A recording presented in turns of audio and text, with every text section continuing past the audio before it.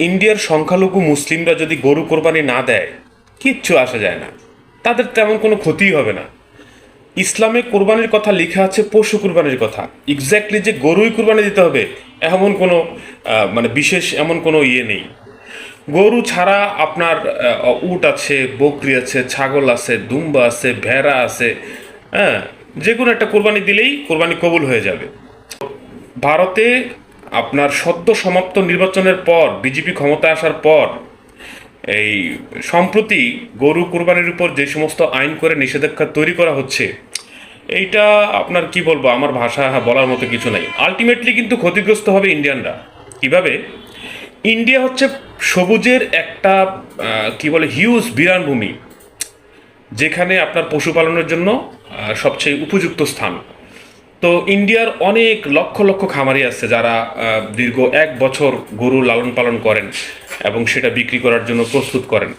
তো এই বছরে এসে তারা কোনো গরু বিক্রি করতে পারবে না, এবং সম্প্রতি খবর অনুযায়ী বিভিন্ন জায়গায় জায়গায় যেসব পয়েন্টে চেকপোস্টগুলোতে গরু যাচ্ছে, পুলিশ এবং বিজেপির বিধায়কগুলো দাঁড়িয়ে দাঁড়িয়ে সেগুলো চেক করতেছে।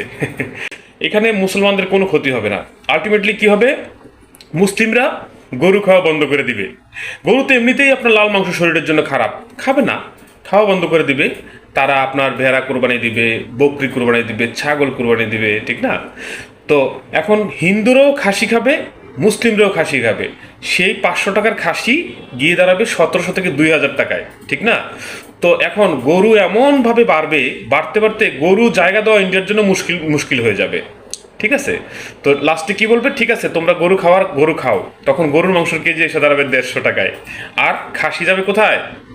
2000 টাকায়, ঠিক না? তো আপনার এই উগ্র সাম্প্রদায়িক এই লোকগুলো যেসব আচরণ করতেছে, সংখ্যালঘু নির্যাতনের সর্বোচ্চ মাত্রা ছাড়িয়ে যাচ্ছে। তো এদের উপরও ধ্বংস অনিবার্য, একটু সময়ের ব্যাপার।